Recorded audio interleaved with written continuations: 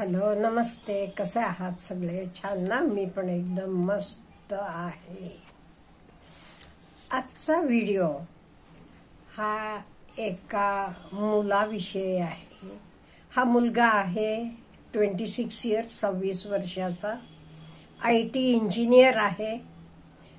पुण्यात नोकरी करतोय. तो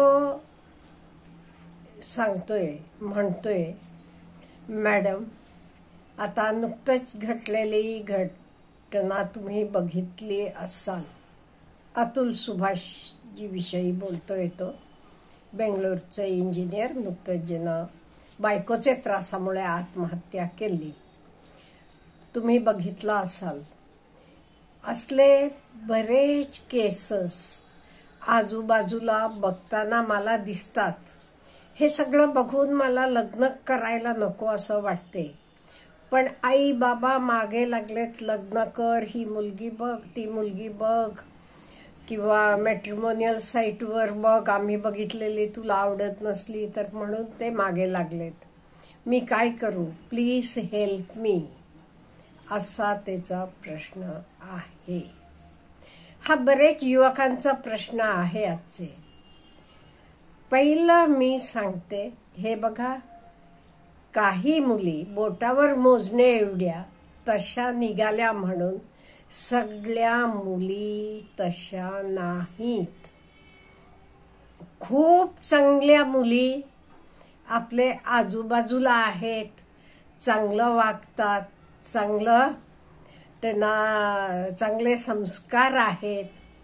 लग्न झाल्यावर सुद्धा नवरा म्हणा, सासरच्यांचं व्यवस्थित बघून, नोकरी करत असल्या तरी नोकरी करून सगळं सांभाळणाऱ्या गुणी म्हणते मी, गुणी मुली भरपूर आहेत.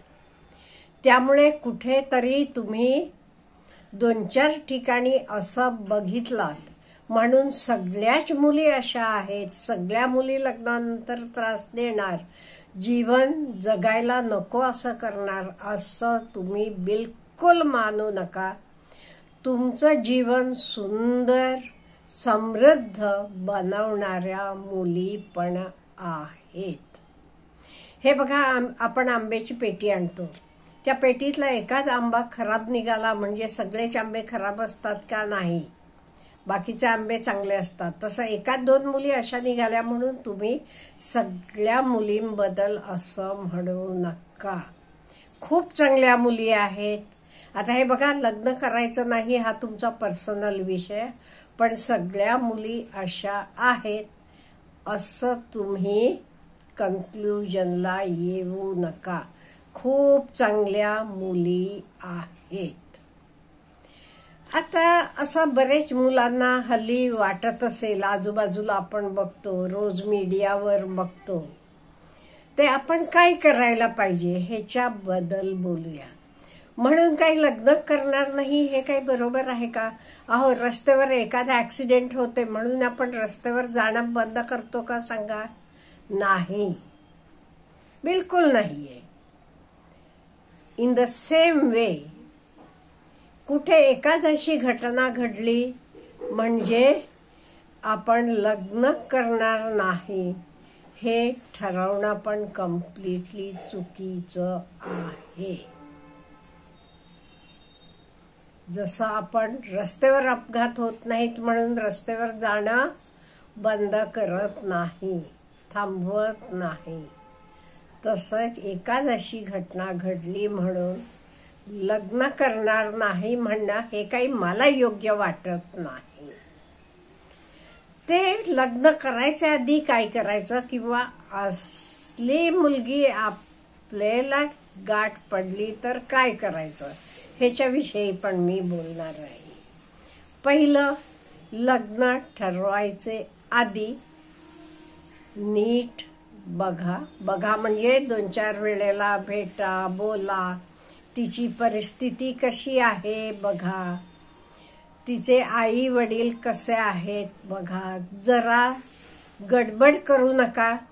हल्ली काय होते, आई वडील, आता अतुलचं घडलं तसं, आई वडील बिहारला राहणारे अगदी गरीब, मुलगा नो डाऊट IT मोठा डेप्युटी मॅनेजर पोस्टवरचा मुलगा, भरपूर त्याचा पगार होतं, सगळं होतं. त्यामुळे आई वडील काय म्हणतात, आम्हाला कळत नाही बाबा, तुला हवी असलेली तू बघ. मग ही मुलं मॅट्रिमोनियल साईटवर बघतात, त्यांना तेवढी परिपक्वता नसते. अशामुळे पण असं घडत असेल. त्यामुळे तुम्ही बघितलात तरी आई वडिलांना पण ते सामील करून घ्या. असं म्हणू नका आई वडिलांना काही कळते, मलाच सगळं कळते. ते तुमचे एवढे हुशार नसतील, तुमचे एवढा पगार मिळवत नसतील, पण अनुभव नक्की तुमचे पेक्षा त्यांना जास्त आहे. माणसं बघून ते कसे आहेत ही ओळखायची क्षमता नक्की त्यांना जास्त आहे. त्यामुळे मुलगी बघताना, लग्न ठरवताना, म्हणजे अरेंज्ड मॅरेज असलं की, लव्ह मॅरेज असलं की प्रश्नच नाहीये, आई वडिलांना सामील करून घ्या आणि व्यवस्थितपणे मुलगी कशी, परिस्थिती कशी आहे, सगळं नीट बघा. हे सगळं लग्न झाल्यावर नो डाऊट एकाच बाजूनं सगळ्या चुका असतात असं नाहीये. आता इथे पण काही सगळ्यात चुका त्या मुलीच्याच असतील असंही आपल्याला म्हणता येत नाही. आता आपण एकच बाजू बघतो, त्यामुळे आपल्याला कळत नाहीये. त्यामुळे आपण पण ते घेऊन आलेले मुलीला आपले घरातले मेंबरगत व्यवस्थित वागवा, समजून घ्या. काही ॲडजस्टमेंट करावे लागले असले की दोघांनाही करावे लागतात. एवढं सगळं होऊन सुद्धा, एवढं सगळं चांगलं वागून, चांगलं करून सुद्धा काही घडलं म्हणजे तुम्हाला भीती आहे म्हणून म्हणते, ते मग काय करायचं हे बघा. मरण हे उत्तर आहे का? नाही. जीवापेक्षा जास्त काही नाही हे लक्षात ठेवा. नोकरी सुद्धा नाहीये. नोकरी काय, ती नोकरी सोडली की दुसरीकडे नोकरी मिळणार नाही. तुम्ही एवढ्या शिकलेला आहात, दुसरं काही करू शकणार नाहीये. त्यामुळे जीवापेक्षा जास्त काही नाहीये. बी बोल्ड अँड करेजियस. बोल्ड आणि करेजियस बघा. आता त्या अतुलचं पण 1.5 तासाचा व्हिडिओ मी 2 वेळा बघितला. एवढा तो मुलगा लॉजिकल बोलतोय, लॉजिकल सगळं सांगतोय. त्यांना असं कसं केलं हे काही मलाही समजत नाही. म्हणजे त्याचे बोलणे, त्याचे सगळं खूप लॉजिक, किती विचारपूर्वक हे करतो. एवढं सगळं तुम्ही विचार करता, मग ती मुलगी किंवा तिची आई तुम्हाला अजून काय जीव संपवला नाहीस होय, अमुक केला नाहीस होय, आम्हाला वाटलं तू सुइसाईड केलीस असं म्हणताना तुम्ही लगेच करता. तुमच्या आई वडिलांचा का विचार करत नाहीये? तुम्हाला जन्म देऊन तुम्हाला एवढं मोठं केलंय ते, त्यांचा का विचार येत नाही तुम्हाला? त्या मुलीचे आणि तुमचे रिलेशनशिप पेक्षा तुमचे आणि तुमच्या आई वडिलांचं रिलेशनशिप हे दीर्घकाळाचं आहे. त्यामुळे त्यांच्याकडे पण जरा बघा. आणि अशा वेळी तुम्हाला काही प्रॉब्लेम असला तरी आई वडिलांना जवळ करून घ्या, त्यांना बोलवून घ्या किंवा तुम्ही त्यांच्याकडे जावा. ह्याचे पुढचं सांगते मी तुम्हाला, अगदी शेवटचं. नोकरी सोडली तर करायचं काय म्हणता? काही करू शकता. अहो तुम्ही हरिद्वार किंवा प्रयाग, गंगोत्री, यमुनोत्री तिकडे जाऊन बघा. कितीतरी लोक भगवे कपडे घालून संन्यासी झालेले आहेत. त्यांना विश्वासात घेऊन जरासं बोला त्यांच्याशी. काय झालेलं असते, असं काहीतरी झालेलं असते म्हणून ते एब्स्कॉन्डिंग म्हणून त्या वेशात फिरतात. एवढं झालं ना, ठीक आहे, भगवे कपडे घाला, जय श्रीराम म्हणा, सगळं सोडा. ती काय तुमच्याकडनं वसूल करणार? कसले पैसे नाही काय? सगळं नीट झाल्यावर थोडे काळानं नोकरीला लागा किंवा स्वतःच करा, काहीही करा.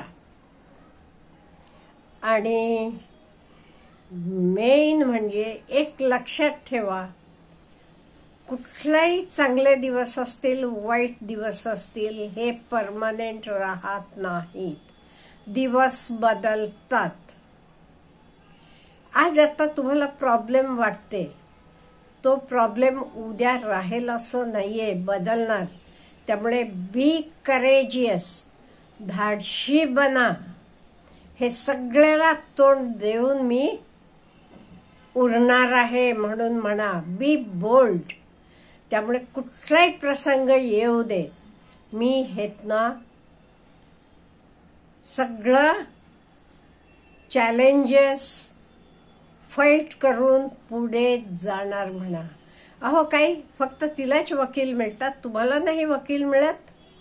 तुम्ही नाही केस घालू शकत, ती खोटे केस घालतीये, तुम्ही पण घाला की. त्यामुळे फक्त काय 2-4 मुली असं वागल्या म्हणून मी लग्न करणार नाही म्हणणं काही बरोबर नाहीये. नो डाऊट परत म्हणते मी, हे तुमचं करायचं नाही, हे it is left to you. पण एवढ्यासाठी मी करणार नाही म्हणणं हे चुकीचं आहे. प्रॉब्लेम्स कोणालाही येतात, हे नाही ते दुसरे प्रॉब्लेम्स येतात. म्हणून काही आपण सगळं जीवन संपवतो का? नाही. जीवन संपवणं पण योग्य नाहीये. ते सगळ्याला पुरून उरायचं हेच पुरुषत्व आहे. हल्ली मला काय दिसायला लागले माहित आहे का? आपल्या मुली मुलांसारखं व्हायला लागल्यात. फक्त पैसे मिळवण्यातच नव्हे, त्यांचे विचार, वागणं, बोलणेस त्या मुलांसारख्या व्हायला लागल्यात. आणि मुलं आपली मुलींसारखी इमोशनल बनायला लागलेली आहेत. हे का असं होते माहित नाही. मी बरेच मुलींना भेटते, मला हे जाणवते का आपली काहीतरी असं चाललेलं आहे. आपली मुलं इमोशनल बनत चाललीत, वेरेस मुली आपल्या स्ट्रॉंग आणि करेजियस बनायला लागल्यात. नो डाऊट त्या बनू देत, पण म्हणून काही मुलांनी इमोशनल बनावं, वीक बनावं असं नाहीये. तुम्ही पण करेजियस बनायला पाहिजे. आणि लग्न आपण का करतो?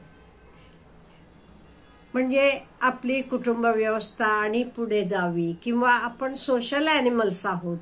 आपल्याला एकमेकांची सोबत लागते. आता आई वडील आहेत, पण ते काही जन्माला पुरणारे नाहीयेत. या सगळ्या गोष्टींसाठी आपण लग्न करतो, हा पण विचार करा. आणि कोणी मुलांना असं काही वाटलं तरी आधी आपले आई बाबांशी बोला, मोकळं व्हा. आतले आत तुम्ही त्रास सहन करू नका. काही सगळेची जजेस, सगळेच वकील अगदी असं पक्षपाती असतात असं नाहीये. जगात खूप चांगले लोक आहेत, न्याय आहे, न्याय व्यवस्था आहे. आणि त्यामुळे असं कोणी विचार करू नये असं मला वाटते. तुम्हाला काय वाटते? तुम्ही पण मला कमेंट बॉक्समध्ये कळवा. Wish you all the best.